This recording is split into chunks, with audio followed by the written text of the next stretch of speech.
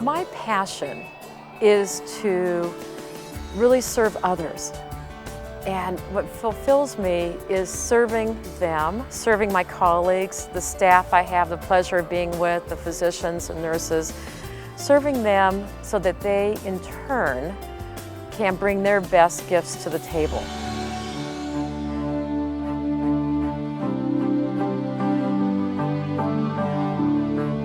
The Catholic Healthcare Ministry depends on leaders who can create and steward business cultures that reflect the healing ministry of Jesus. Often, it is a call to service that leads these leaders into the fold of Catholic healthcare. Sometimes a person may enter Catholic healthcare strictly for professional reasons, only to discover this call and a deeper meaning in their work over time.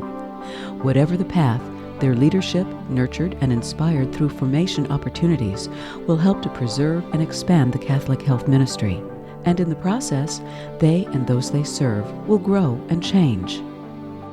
A lot of the people that we serve in our institutions, in our Catholic healthcare facilities, are coming in broken, hurt, feeling hopeless. And for our healthcare personnel to interact with our patients and families, that's the closest experience that patient or family is going to have to God. It's really living the mission in action and helping others to live that mission in action. That totally thrills me because I know that in so doing, we are making a positive difference in our community's health, in individual health, and candidly, in the health of all other caregivers in providing that service. That kind of changes how we interact with one another. That kind of changes the attitude that we bring into our work environment. Changes everything that we do. As a not-for-profit ministry, Catholic healthcare has many differences from other professional or non-faith-based business models in the corporate world. Leaders are not only managers and executives, they are leaders in the ministry, carrying on the healing mission of Christ in the world today. It always seemed like the Catholic organizations had a different sense about them, that they were clear about what they were doing, clear about their purpose. It was a bit intimidating to come into a Catholic health system and worry about the fact that I was not Catholic.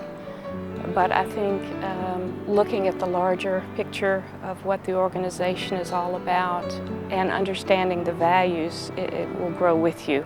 Coming into Catholic healthcare and being part of a Catholic ministry requires one to have a working knowledge of a language that is a little different. One of the greatest challenges that I faced moving into was learning the business model. We have a very complex business model, complex in the relationships that have to be learned with physicians, with our board, with our communities, with our associates, not to mention just the organizational structure, managing in a matrix. Outside of Catholic healthcare, it's very common for people to refer to the health care organization as a company. And that's really kind of foreign to our language here. We like to talk about ministry. It's the day-to-day balance of the economic equity and the emotional equity. In other words, aligning the business needs and the market evolution with ongoing ministry and the alignment and the integrity of living the ministry each and every day and being true to what our sponsors and our founders ask us to do each and every day. So one of the big appeals, I think, to working in Catholic healthcare is that there is a very definite sense of purpose that undergirds all of these ministries, and we have that in common.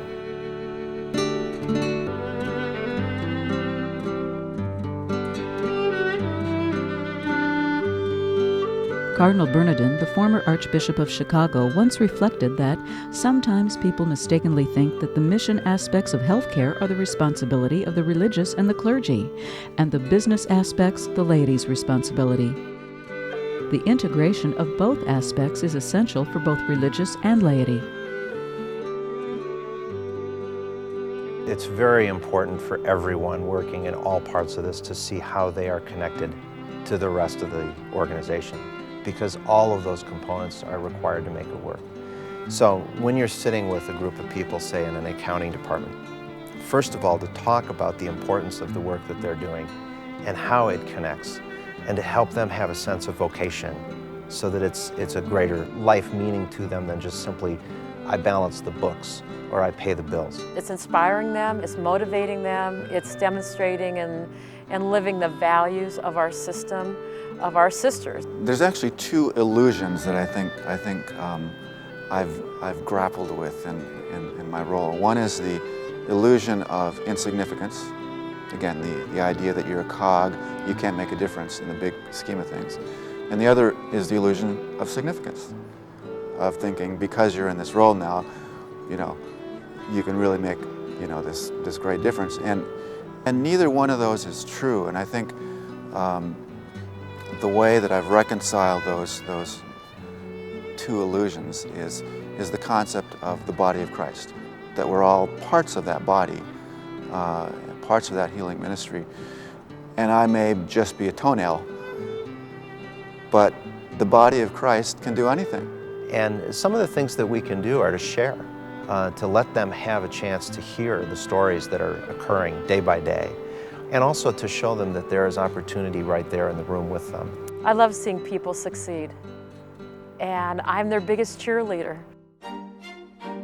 Successful health ministry leaders understand that their employees must give from what they have in order to care for patients and families. For this reason, they are committed to promoting the dignity of their employees by building trust, by recognizing and developing their potential, and by engaging them as partners in the operations of their facilities.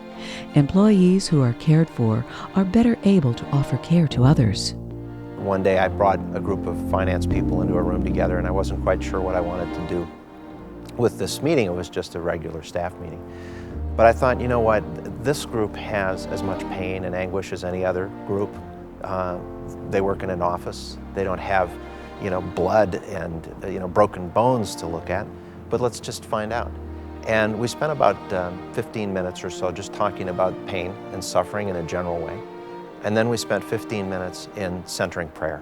And it was fascinating to see how people were moved by that experience and how I heard about it for weeks to come. And individuals would walk into my office and say, I just want to thank you for thinking about me, as though I had touched them personally. So to be able to make connections with individuals, even in a situation as far removed from patient care like that, and to help them see the way their work adds meaning to the greater good is not only possible, it's essential. I attended the Catholic Health Association Spiritual Renewal Program for senior leaders in Rome, Italy. And we had a Franciscan priest with us who gave liturgy that morning. And he spoke about the book C.S. Lewis and the four loves, the loves of Eros, romantic love, the love of affection, the kind of the parent-child, the love of charity and faith and God, and then finally the love of friendship. But what was profound for me was when he described the distinction of the four, and how in all the others, with Eros, with affection, with charity, in those relationships you face each other face to face. The distinction with friendship is that I stand side by you and we face the world together. It's a real honor to be in a leadership role, and it's an honor to be in that role to influence what the environment of care will be, and to influence it not only from a healing environment physically, facility-wise, but also a strategic environment to set out and to achieve a shared common vision for the community, for the organization, and to really set up an environment that contributes toward exceptional medicine with compassionate care. I feel I am here to really nurture a sanctuary for people that helps them achieve their dreams, and to help leaders think about what is possible beyond their dreams. For those new to Catholic health organizations, there is inspiration in the mission of this ministry and in those currently serving in leadership positions. As Christians, as Catholics, we know that Christ died on the cross. And when Christ died and was resurrected on this earth now, Christ has no body now except yours, no hands except yours. So I feel I have to use my hands, my body and mind to continue the healing ministry of Christ. That's my obligation. And if not me, then who? As an individual, I can't transform healthcare, but as the body of Christ, as a collaboration of like-minded kindred spirits with shared values and shared passion for transforming healthcare, we can do that. And so I think that's one of the things that is exciting about work is that what we can't accomplish as individuals, we can do it collectively. And as I think about healthcare, it has its roots in wholeness, of being the integrity of focus and sustaining that wholeness. And part of my journey has been about not trading wholeness for approval and being a model of that for our leaders about what's right, and to have the courage to take that step and to do what's right for the ministry, and not because it drives a financial outcome or it's pleasing someone to look good. And that is what is just so paramount and what defines me in helping others to have that courage to do what's right for our ministry. If there's one thing I would tell a young executive if they were to be a leader, is absolutely walk humbly in service to others. And when you walk humbly in service to others, you truly bring about the best in other people. And when they are engaged, and when it is contagious, the whole organization is contagious. And as Mother Teresa said, you know, you do small things with great love, and that's where it's at. That's the heart of leadership.